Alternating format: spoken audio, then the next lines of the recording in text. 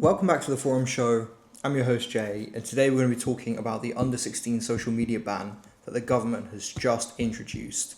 That's TikTok, Instagram, YouTube, Snapchat, everything is going to be gone for under 16s by the spring of 2027. Now on the surface, you're probably thinking this sounds reasonable, you want kids to be safe online, social media doesn't have the greatest effect when it's unregulated, something does need to be done. But I'm actually going to argue against the ban, and this is why. So, here are the facts. In 2024, in the King's speech, Starmer signalled that he wanted to introduce a digital ID, and the public's response was not great. No one wants digital ID, and that's fair enough, because it's very authoritarian. Then, the Online Safety Act was passed, and it set a precedent of the government being able to control what you see online. Obviously, the guise of children's safety was used again, but the way they enforce that is by restricting it for everyone and making you submit your ID or something else along those lines, like a driver's license, a bank card, something like that, to prove your identity, to gain access to normal websites that you'd normally have free access to. Now, Australia did introduce an under 16 social media ban in late 2025. Clearly, the UK government was watching this, but a lot of kids are just getting around it by using VPNs, which is what's going to happen here if this actually goes ahead.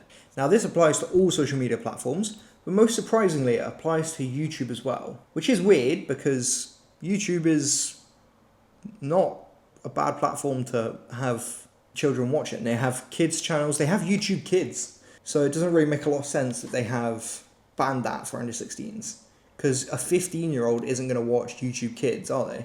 They're going to watch normal YouTube like everyone else. But under this new legislation, enforcement will fall on the platforms and not on the parents, which is completely wrong in my opinion. Now, this legislation actually goes further than the Australian one. It also restricts live streaming, stranger contact on gaming platforms like Xbox chats, that kind of stuff. And it also restricts AI romantic companion chatbots and is restricting them to 18 plus, which is, I haven't got an issue with that, that's pretty standard. It should be restricted. But here's my take on the issue. Age restrictions already exist across all of these platforms. We've seen across Instagram, teen supervision accounts, and their upper age limit is 13. You can't be 13 and use social media at the same time. And anyone who's not doing that, it's the parents' responsibility.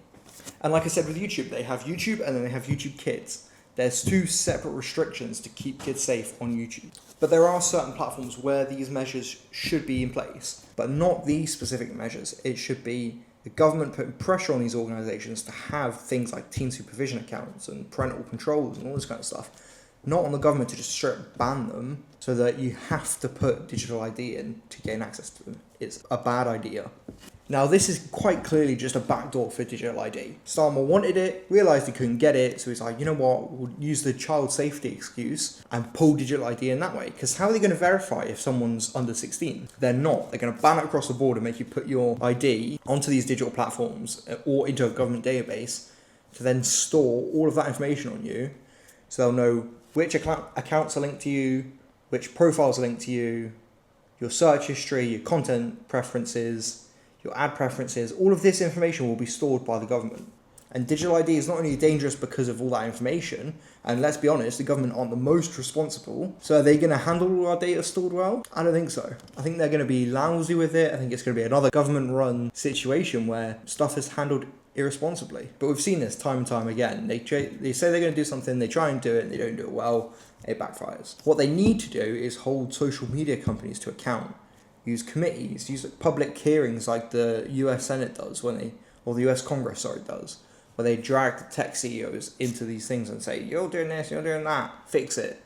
Do that, or impose fines on them. There's so many other options than digital ID, and the public have made it really clear they don't want digital ID. But yeah, they're going to carry on. They're going to keep doing it and keep doing it and keep doing it until they get what they want. But it's authoritarian, they should be doing it, because no one wants digital ID. Because it'll lead to a central bank digital currency, and that's not what we want. That's what China has, like a social credit system. If you do something the government doesn't like, they'll lock you out of your bank accounts, or they'll lock you out of public services. Anything, the stuff like that is why people don't want digital ID, but it's going to keep happening until there's a change of government. Now, my other issue with this topic is that this is the same government trying to give 16-year-olds the vote. And I'm like, hold on a minute. Like, I'm a big fan of 16-year-olds having the vote. We've seen the UK Youth Parliament, who are arguably better than the adult parliament, having debates. And that's fine. They should be allowed to voice their concerns and be able to vote, because they can join the army, they can pay taxes, they can do a bunch of stuff, but they shouldn't be forced to listen to the state up until they can vote. This is the issue. They're going to go to a state-controlled school, both primary and secondary. They're probably then going to go to a state-controlled college at 16, but then they'll only get their news from places like the BBC, ITV, the mainstream media is where they're going to get all their news from. And they won't be able to find the independent news, the independent political voices online, or just political voices that the mainstream media doesn't like, because they're locked out of those spaces by digital ID. And let's be honest, most kids are just going to download a VPN. And if they ban VPNs, that's even worse, because internet security goes down, freedom of online activity goes down, because having a VPN makes you anonymous even more than the internet already is. So it's even more important. But these kids are going to go through school getting indoctrinated by whatever government's in control at the time, or whatever mainstream media thinks is the right option, like we're seeing at the minute, and then they're going to get to 16 and they're going to vote for the party they've been told to vote for, because they haven't had access to free and independent media or alternative thinking points. Now, they can disguise this as child protection, but everyone knows it's not. Everyone knows this is just a guise for control and information control, and it won't work. Now, this follows the same process as the Online Safety Act. Use a legitimate concern over child safety for government overreach, and it can't be allowed to happen. It's a dangerously authoritarian policy, and they try and dress it up as child safety, and it won't work. Now, this is the thing. People aren't arguing that children shouldn't be safe online. They're arguing that the government shouldn't be controlling it. It's down to the parents to decide how they parent their children.